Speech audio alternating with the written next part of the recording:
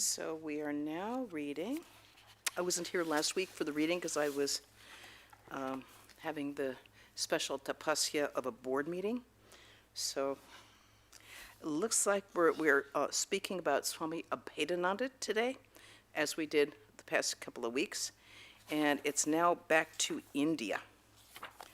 And I think that will probably be, that's where we were ending. Okay. So I won't ask for questions now. You can have your questions later, so think them up while you're there. Okay. John, it looks like you're getting ready for summer weather. Yes. Well, this is temple camouflage. I normally wear normal camouflage. Okay, so we're spared the military. Leanne, we are so looking forward to seeing you. It must be very warm in Texas right now. Yeah, very warm.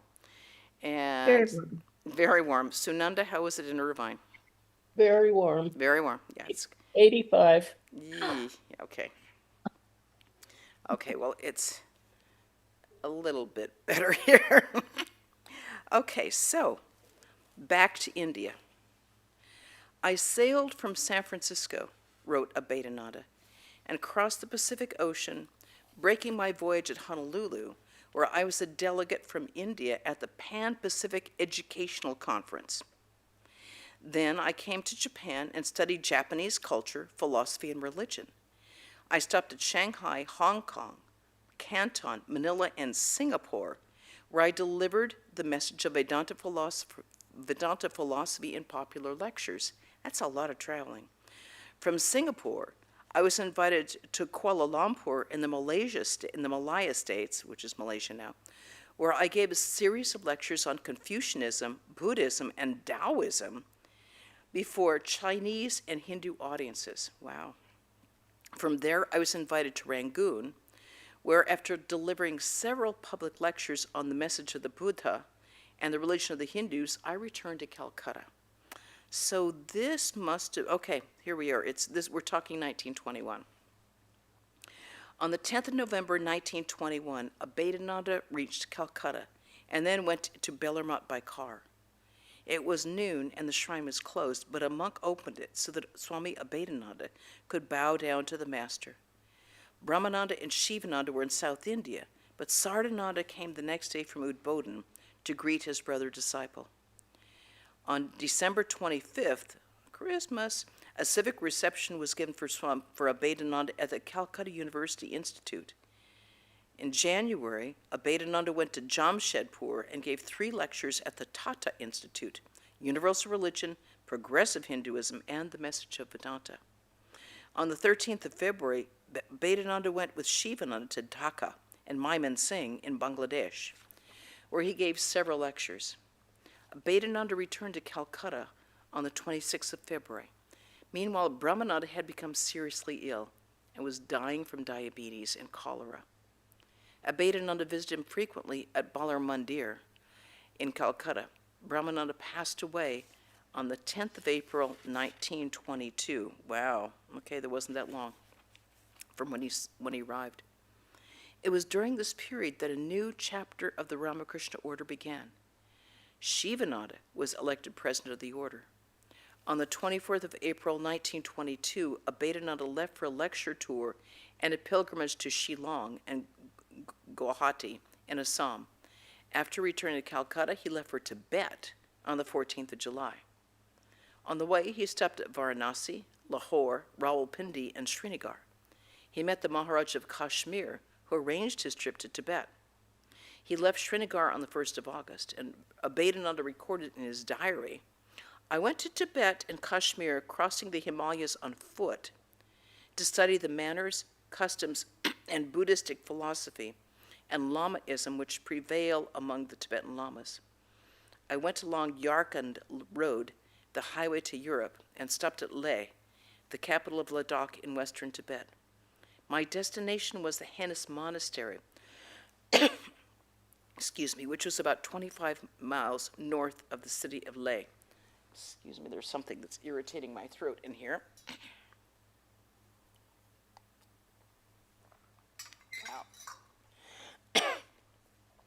Abhedananda was interested in visiting the Hemis monastery because he'd read Natavich's The Unknown Life of Christ, which was based on a Tibetan manuscript preserved in this monastery. Abhedananda had some pages translated with help of a lama, and later he wrote in detail about his journey and the research on Christ in his famous book, Journey into Kashmir and Tibet. The entire trip took nearly 3 months, and he returned to Srinagar on October 29th. After visiting Rawalpindi, the ancient city of Takshila, Lahore, I'll reread that again. After visiting Rawalpindi, the ancient city of Takshila, Lahore, Rishikesh, Hardwar, and Varanasi, the Swami arrived at Calcutta on 11th December 1922. That is a whole lot of traveling all over the place. And he says, quote, in 1923, after returning from Tibet, Abhedananda wrote in his diary, I established the Ramakrishna Vedanta Society in Calcutta, of which I am the president. I opened up a branch of the society at Darjeeling under the name Ramakrishna Vedanta Ashrama. Why did Abhedananda move from Bellarmine to Calcutta? Moni Bagchi wrote in Swami Abhedananda, a spiritual biography. Sorry. When he returned from America, he returned with a huge number of books and furniture and a pile of manuscripts relating to his innumerable speeches and writings, which were to be processed before publishing in book form. These themes remained almost unpacked for want of adequate space in the monastery at Belur. It was a very small place there. The Ramakrishna Mission headquarters in those days had a limited number of rooms and became difficult to provide Abhedananda with a suitable and even sizable space. It was at this time that Swami Abhedananda held consultations with Swami Shivananda and Swami Sardananda, and proposed to them that since there was difficulty of accommodation in the headquarters of mission, it would be proper for him to shift to Calcutta and settle there to carry on his own activities. Wow. Sorry, I'm allergic to incense and it's really getting to me.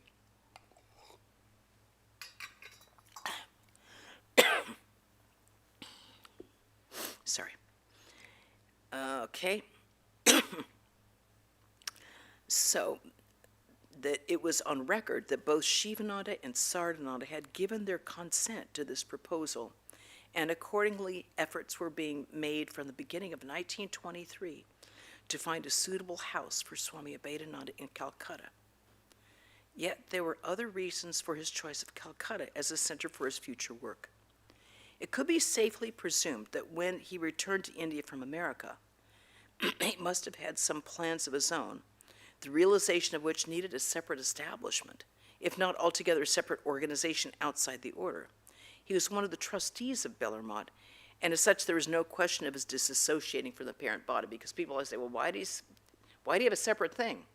Well, he had lived in America for over 20 years, and he had his own plans, and he was an extremely intellectual man, and he did a massive amount of writing and studying. And that was really his strength. And he wasn't the type of person to like give like cozy, cuddly spiritual instructions to people. He kept things he didn't believe in it actually. He did have some disciples, including Gurudas Maharaj, but much more he was like keeping everything at a very high Advaita level. And that's not where a lot of people are. So he needed to be able to do his own thing in his own way. But he went back and forth to Bellarmine often because he was a trustee and he was deeply devoted to his brother disciples there. Abhedananda remained a trustee at the Ramakrishna Math and Mission throughout his life, but his organization gradually became separated from the Ramakrishna order. On the 20th of February 1923, Abhedananda moved to a rented house at what's now Keshav Sen Street in Calcutta, and again on the 1st of May to Eden Hospital Road. I don't think we need to know these details, but we're given them. He set up the shrine for Sri Krishna, conducted lectures and classes, initiated some disciples, and exchanged views with prominent national leaders.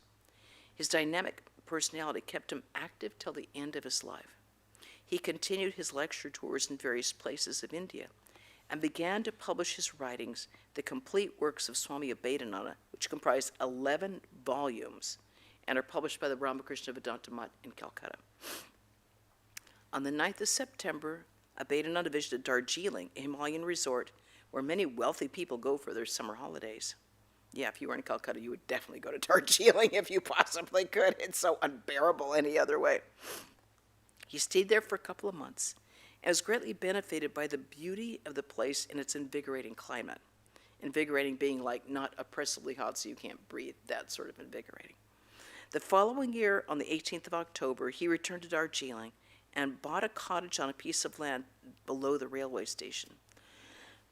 There, Abhedananda established the Ramakrishna Vedanta Ashrama with an attached primary school, a charitable dispensary, and a memorial building in the name of Sister Nivedita, who had died there in 1911. The whole hill felt Abhedananda's presence during the 2-month stay there. Thus, many national leaders, such as Mahatma Gandhi, Chittaranjan Das, Lord Lytton, then the governor of Bengal, the Nawab of Dhaka, and others came in contact with him. Abhedananda told Gandhi, "You are doing the work started by Ramakrishna and Vivekananda along the lines of removing untouchability and encouraging cottage industries. Therefore, I bring you blessings." As a whole, the Ramakrishna order did not participate with Gandhi's movement because Holy Mother very famously said, "The British are my children too." So, and it would have been, had we associated in any way with any sort of political movement, it would have been divisive, as it would be today. So that's why you won't find us joining any political protests, no matter what we may personally feel, protests or organizations, because we have to be, Ramakrishna, Holy Mother are available for everybody, no matter what their political or social beliefs. It's for everybody. It's for every human being. Maybe for kitties and dogs too, we don't know. But it's available for everybody, so we can't take sides. So Swami Brahmananda said that Mahatma Gandhi was knocking at the door of realization because of his search for truth and his absolute adherence to truthfulness. And they had great respect from him, but we never, even with so many pressure from so many people, and a number of our monks had been very involved in it, but they had to quit once they joined the order. A number of our monks were revolutionaries. But they had to quit once they joined the order. And even on a practical level, it would have shut down, the British would have absolutely have shut down the movement, and all of our swamis would have ended up in prison, which, well, that would have been a bad idea. This way the movement could thrive, and everybody was able to participate. Okay, where were we? On the 1st of August, the Ramakrishna Vedanta Society in Calcutta was moved from the flat on Eden Hospital Road to 40 Beaton Street to a commodious 4-story building. On January 3rd, Abhedananda wrote in his diary, "At noon, Swami Shivananda and Swami Sardananda made a friendly call in a Ford car on their way to an invitation for a feast. We had a nice talk quietly. They showed their sympathy and cooperation with the works of our society. They took a light refreshment and stayed for about an hour." So the relations were always friendly. In 1926, Swami Abhedananda started Vishwavani, a monthly Bengali journal to disseminate the ideas of Vedanta.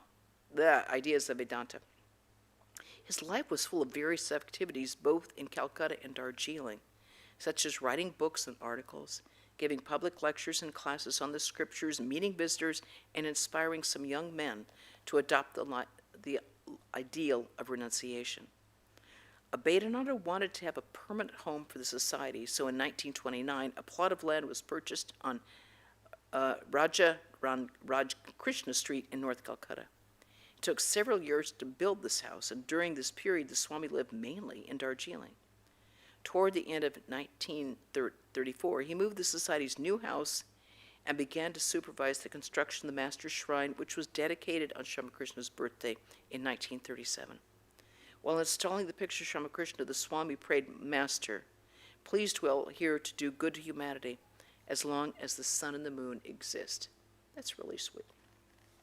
In March 1937, a centenary celebration of Sri Ramakrishna was coming to a close in Calcutta. Abhedananda and Vijnanananda were then the only two surviving monastic disciples of Sri Ramakrishna. On the 1st of March, the Parliament of Religions was held in the town hall in Calcutta, and Brajendranath Nathseal, an eminent scholar and philosopher and a classmate of Vivekananda, inaugurated the parliament, but invited Abhedananda to preside over it when he had to leave because of ill health. Abhedananda introduced himself. Quote, "I stand here not as a delegate from any institution, not as the president of the Ramakrishna Vedanta Society in Calcutta, but as the humble child of Sri Ramakrishna." The next day, the Swami read a paper about Sri Ramakrishna. It was his last public lecture. He said, for the first time, it was demonstrated that all religions were like so many paths leading to the same goal, that the realization of the Almighty Being is the highest ideal of Christianity, Mohammedanism, Judaism, Zoroastrianism, Hinduism, as well as all other religions of the world. Sri Ramakrishna's mission was to proclaim the eternal truth that God is one but has many aspects, and that the same one God is worshipped by different nations under various names and forms, that he was personal, impersonal, and beyond both, that he is with name and form, yet nameless and formless. On the occasion of Sri Ramakrishna's centenary celebration, All India Radio Calcutta broadcast Abhedananda's 5-minute talk about Ramakrishna in Bengali. It is the only available recorded voice of a disciple of Sri Ramakrishna. It is the most precious verbal testimony about the Master. That is so cool. Have you heard that, Chaitali? Oh. What was his voice like? Bold, Bold? Okay. convincing. Okay, cool. Cool. I bet we can track it down online. Yeah, there are YouTube versions of Okay. So, okay, we can look that up online. We'll hear it in Bengali, but you can hear the quality of his voice, bold and convincing. That's totally awesome. Okay, cool. Translated, this testimony states, Om, salutation to Bhagavan Ramakrishna. During the 19th century, Western materialism was deluging India. The Christian missionaries, through brainwashing, were trying to create confusion and hatred in the minds of the Hindus regarding their religion. It was then that Sri Ramakrishna appeared to revive the moribund condition of the Sanatana Dharma, the eternal religion. He was born in a remote village of Bengal. He had no formal education, but he experienced the imperishable Brahman and became a great teacher.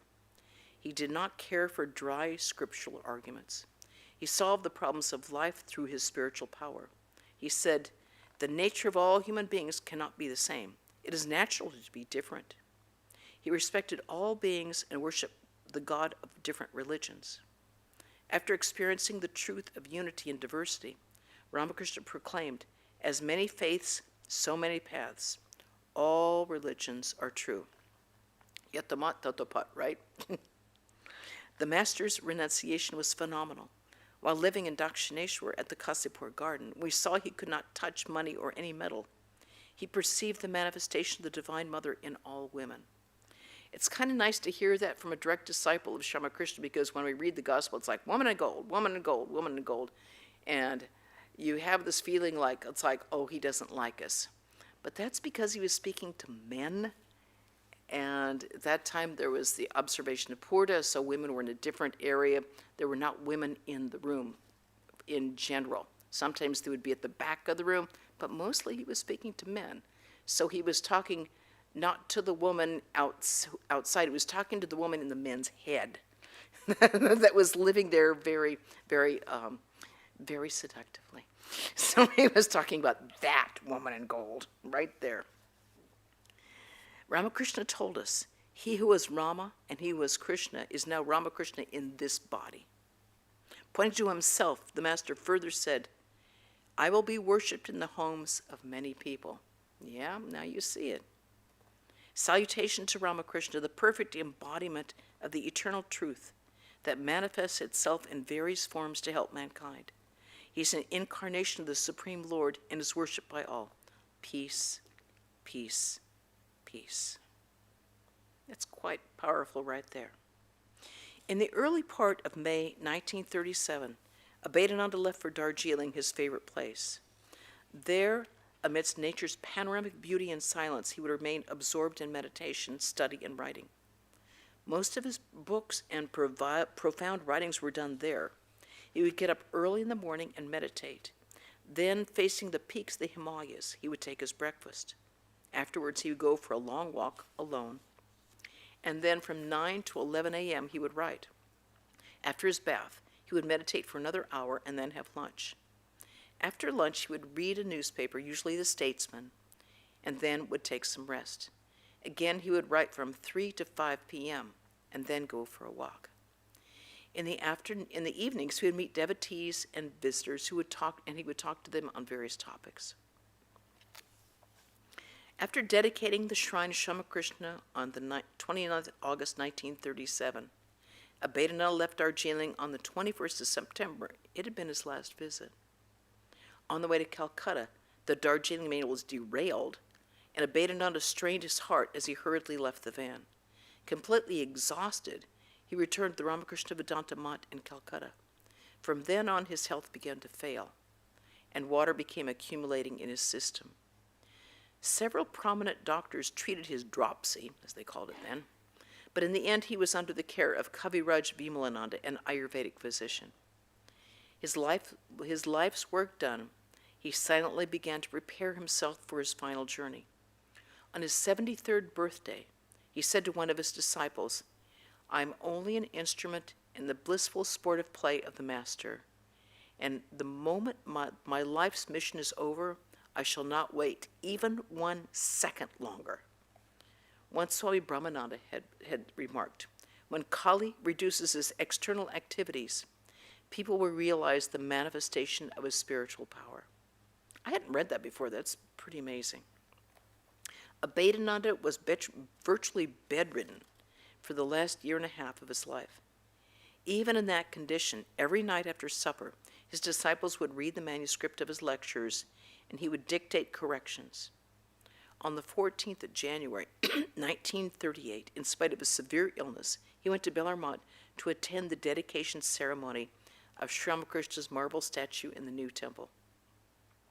While Vijnanananda was installing the relics of the Master in the altar, Abhedananda stood motionless, listening to the monks singing a hymn he had composed for the Master during the Bangalore days. It was his last visit to Bellarmont. Abhedananda had played his part in the divine drama of Sri Ramakrishna.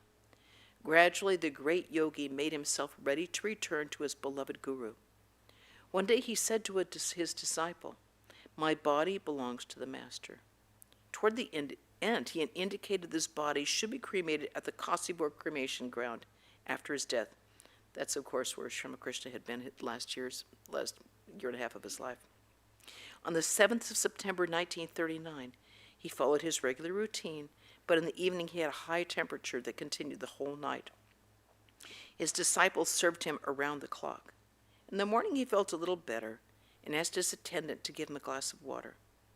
He sat on his bed and lay down after drinking the water. Abhedananda passed away shortly after at 8:16 a.m. on Friday, September 8, 1939. The news of his death spread throughout the city. An announcement was broadcast by All India Radio. The devotees and monks of Bellarmont and all other ashramas flocked to see Abhedananda at the Ramakrishna Vedanta Mutt. His body was carried in procession and cremated at the Kasipur cremation ground.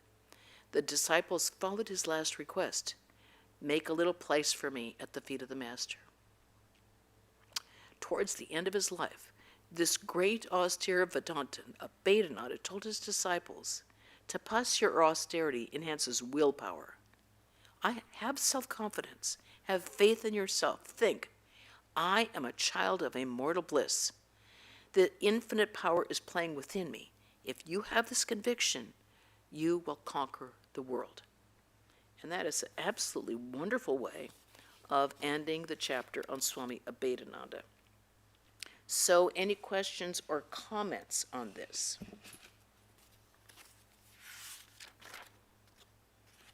I have a question. Yeah.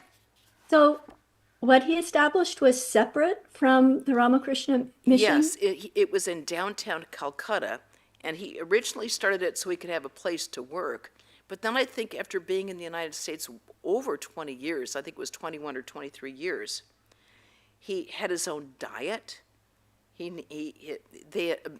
Physicians in America said he had to have chicken every day. Well, they don't serve chicken in Bellarmine, I promise you that. So, and they said he had to have the special thing.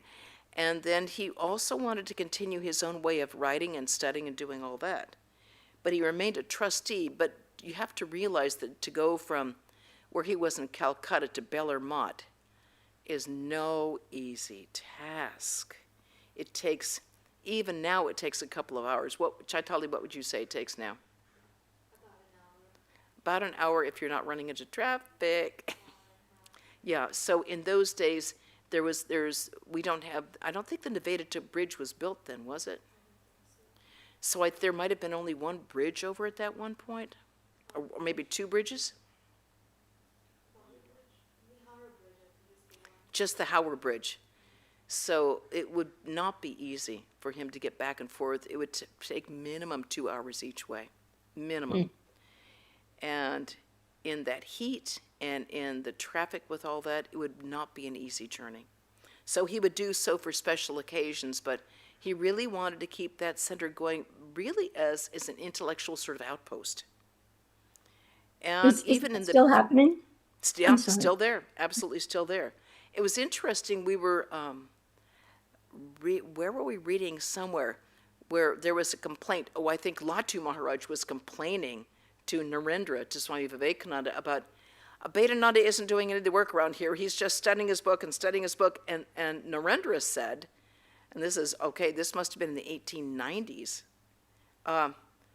it's okay to have someone that's going to be a scholar here, it's okay, leave him be, leave him be.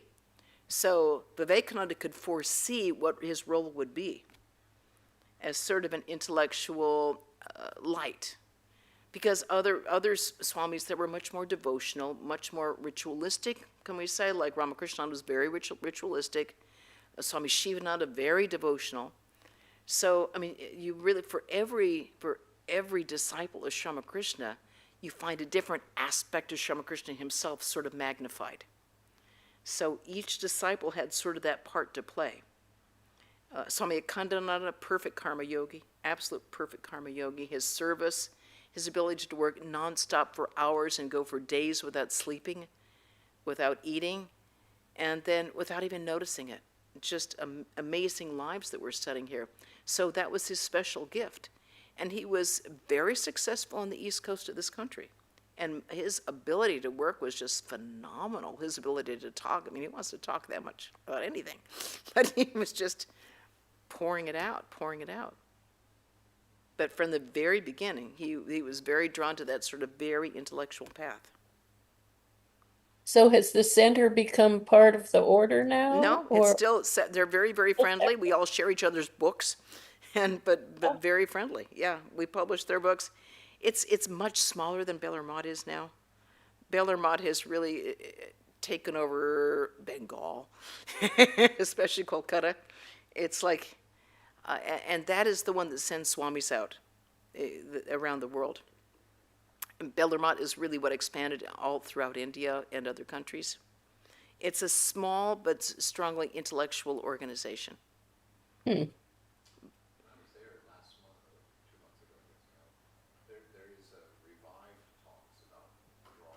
Ah, okay.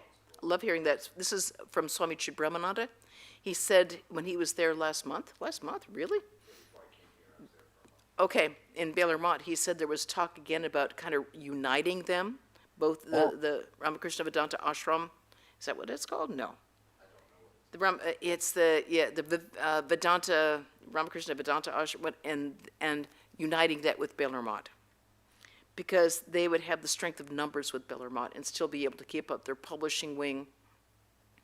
And yeah, it gets a bit tricky with how you unite organizations, just even from a common sense, like monetary thing about how do you, dealing with India and their immense bureaucracy with taxes and all that, yeah, Nothing is ever easy in India. It's just like one of the many tapasyas that you have. Just the British gave the world bureaucracy, and India just went for it. I remember when I went to Institute of Culture. Not that, it must have been probably, my Lord, probably 12 years ago. I filled out all the forms and forms and forms and forms for being a resident, and they wanted to know my father's name. It's like, do you know how old I am? Why do you need to know my father's name? Do this for every person, or is it just for women? Come on, do this. It's like, really, not that, gee, this is just the forms that we have to fill out for the government. It's like, are you kidding me? My father's been dead since 1993. Why do you need to know my father's Try it in Israel, Roger. What's that? The Indians have nothing on the Israelis. What's We had that? a guy from at Steve Cohen's temple. It took him 2 years, and he was in Israel the whole time. And I think they wanted to dig up the gravestones of the great-great-grandfathers. They're that serious with it. Oh, yeah. Israel can be, a friend of ours is afraid of losing his citizenship of Israel. He's born and bred in Israel. But he's afraid if he goes back to Israel, because you have to go back every 9 years or you lose your citizenship, even if you're born and bred there. But he's afraid if he does that, he won't get back into America again. So, yeah, life can be difficult. Yeah. Yes?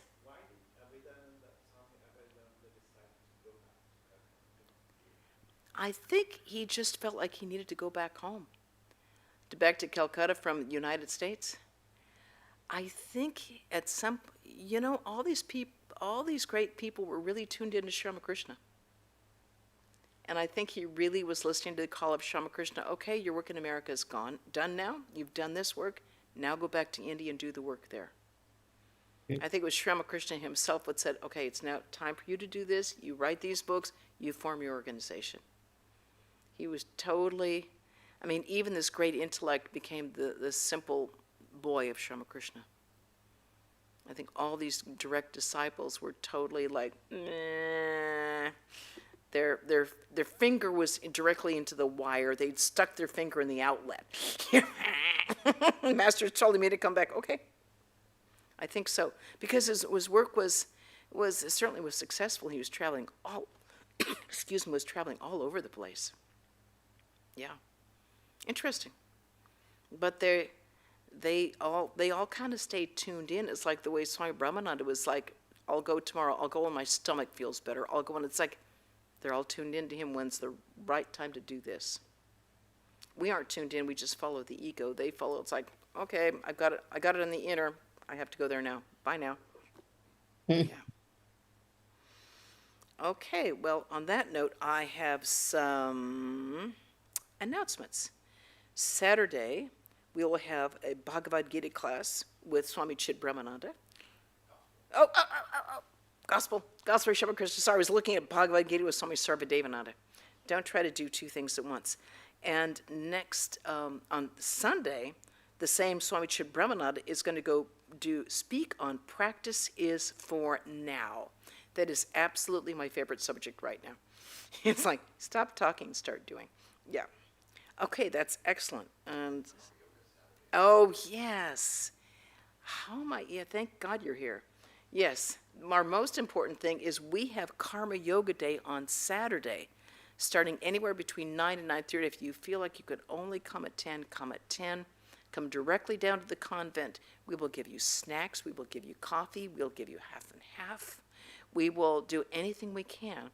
And there will be indoor activities and outdoor activities, probably more outdoor, but I think it will not be intolerable then. If it is intolerable, we'll find indoor stuff, like eating cookies. Okay, so please join us, and then, as you know, we feed you at 1 o'clock. Okay, so please join us. Swami Chetanananda is one of our grand volunteers. So join us all while we're out there doing fun things. Okay, I will close with a small chant. Om Shanti Shanti Shanti Hari Om Tat Sat Shri Ramakrishna Arpanamastu. Thank you for joining here and online. And Everyone stay cool, stay happy, stay in the company of Ramakrishna and Holy Mother and all the great disciples and all the holy ones of every spiritual path. Jai Ma.